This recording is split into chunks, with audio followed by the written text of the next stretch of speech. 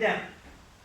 And I had a little, backtrack a little bit. I had a little bit of a disagreement with the League of Women Voter president, Stephanie Dealey, who by now, from what I'm seeing and talked to her now, I realize she is a decent and honorable woman.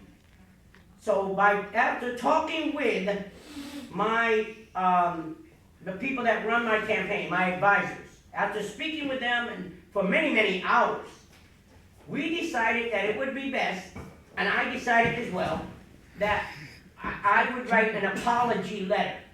I wrote an apology letter to Stephanie Dealey, the president of the League of Women Voters. It's not about, because I want to move forward. I want to keep going. And I am a Christian. And I have to ask myself, what would Jesus do? Jesus was on the cross. He did nothing wrong. He was the most innocent man on the planet. The Bible says, for all have sinned and fall short of the glory of God. Jesus did nothing wrong. Yet they still hung him on a cross. And when he was on the cross, he said, Father, forgive them, for they know not what they do. To me, it's a bigger calling than just being state representative. Do I want to be state representative? I sure do.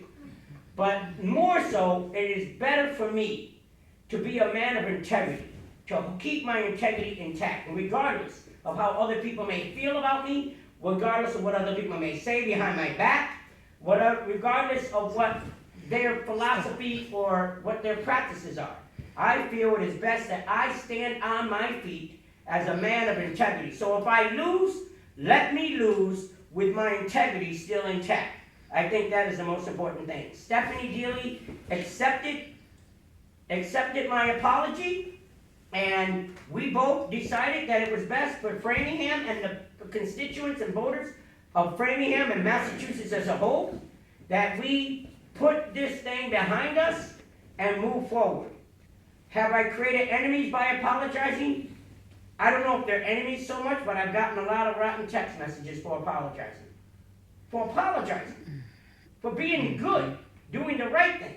If I don't apologize, I get it. It doesn't matter. I want to just tell people, it doesn't matter if you do right or if you do good. People are going to talk about you, so if they're going to talk about you, I'd rather have them talk about me because I did the right thing rather than doing the wrong thing.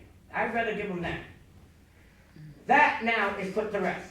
Now, the same goes for the media. On Friday, we had our salute to the vets. And Friday night, we were told, my associate Neil spoke to a reporter from the Metro West Daily News. And to piggyback off of that, I spoke to Ann Brennan from the Metro West Daily News at Dunkin' Donuts. She said they were going to cover the event. Neil spoke to a gentleman by the name of, what's his first name? Dan O'Brien. Dan O'Brien. And they both said that they would cover that event. They were not there. You guys were there, you know they didn't cover this event. So, blatantly, they lied. That's a lie. You said you're going to do something, you didn't do it, it's a lie. Do I forgive them? Yes, I forgive them. I'm ready to move on. All right? People make mistakes all the time. We always ask for forgiveness.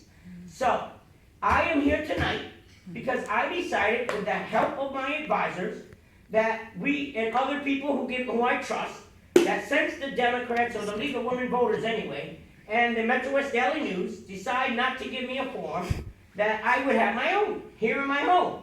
So welcome to my home. And I will tell you a little bit about my background, and I'll tell you why I'm in this race, and then I'm going to open it up.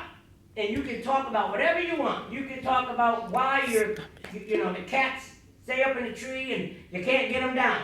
You can talk about your neighbor's dog barking. Whatever it is that bothers you, taxes, I'll talk about whatever you want to talk about. I've been doing that all my life anyway. So I will talk about whatever it is that concerns you. Education is big on my list. I believe every single teacher should be paid $1 million. That's not a joke. I know a lot of my Republican cohorts, they say I'm nuts. But I have to explain why. Because a baseball player makes more than $1 million for throwing a ball. These teachers have very fragile minds. My children, my grandchildren in their hands. My wife should be paid $10 million. For crying out loud. I think sometimes we have our priorities screwed up. I believe that. I believe education is priority number one. I do. My father was on the school committee in upstate New York. My father was really crazy, okay? I love my dad though.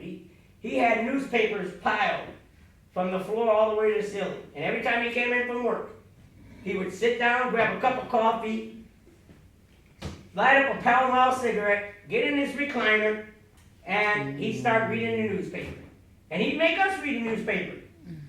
I was very rebellious, so, but